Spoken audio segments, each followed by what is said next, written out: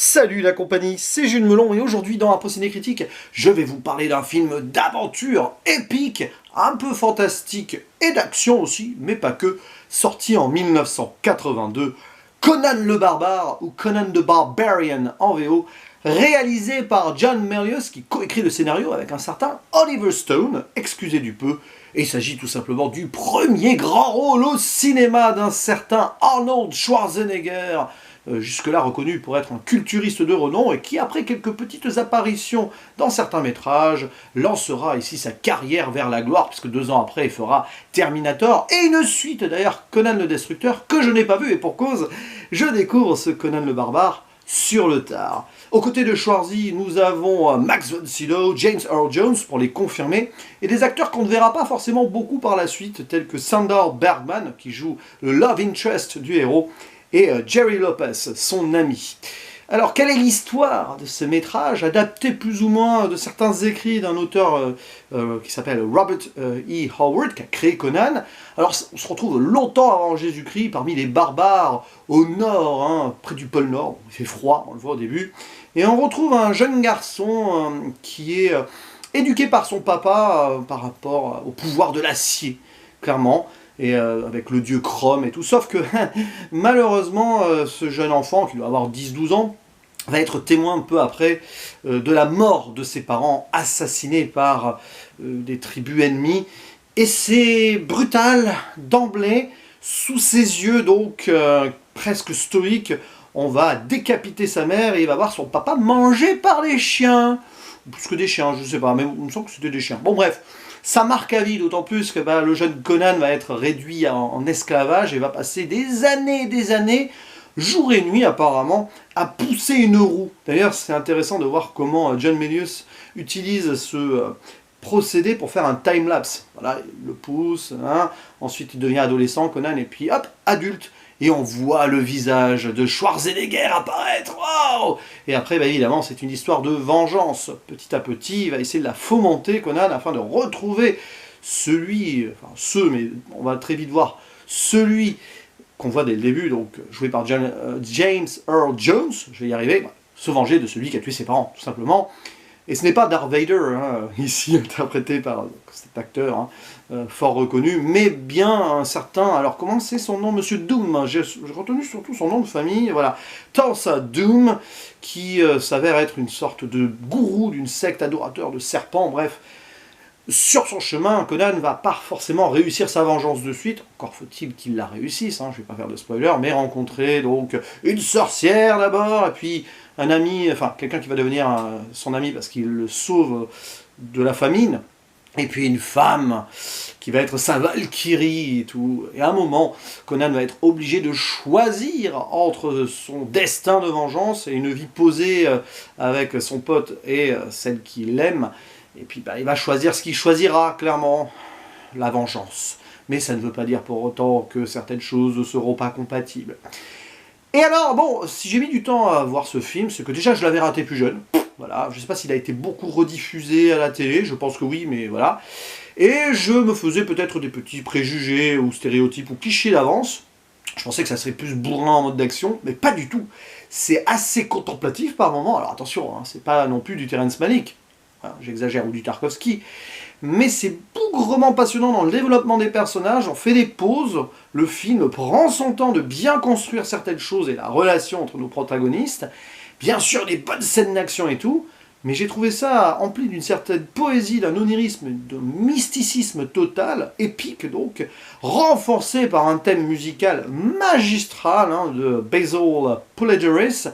Il y a même des trucs que j'ai cru entendre déjà ailleurs, alors peut-être dans certains extraits, je sais pas, ou alors ça a été un plus ou moins pompé, ça arrive souvent que certains thèmes reviennent avec d'autres compositeurs qui s'inspirent allègrement, mais j'ai trouvé ça presque immense. Et pourtant, dans ce genre de film, voilà, je sais pas que je suis difficile, j'ai beaucoup aimé des vieux péplums, par exemple, il y a ce côté-là. C'est ça qui est intéressant, c'est un film d'aventure, voilà, qui se passe pas à l'Antiquité, mais avant, un côté barbare, etc. Mais il y a cette grandeur péplum par moment qui rend l'ensemble passionnant à suivre, et avec des acteurs qui ont été coachés à mort, et ça se sent, parce que, il ne faut pas se leurrer, à part Max von Sydow et James Earl Jones, la plupart des autres personnages principaux n'étaient pas hyper professionnels dans le milieu. Bon, Arnold commençait, mais ses sidekicks étaient, pour sa future potentielle conquête épouse, on ne sait pas trop, donc, qui s'appelle Valeria, qui était une danseuse. Et donc son pote Subotai, joué par Jerry Lopez, lui, donc ce monsieur était un surfeur. Et voilà, John Milius et donc toute l'équipe de production du film a pris le temps déjà de les coacher sur l'art dramatique, mais aussi sur certains combats pour Schwarzenegger, qui est assez crédible à l'épée et tout. Bon, c'est pas, voilà, c'est pas du Wu Xiapian non plus, hein, mais ça passe. Et on les voit à fond. Voilà, ce sont des jeunes pousses pour l'époque qui se voient offrir ici une chance extraordinaire et se donnent vraiment jusqu'au bout. Et du coup, ouais, on s'attache à eux. Et on voit même qu'ensemble, ils ont passé du temps hors caméra pour bien saisir un petit peu entre eux certaines choses. Et c'est vraiment un trio plaisant à suivre. Voilà.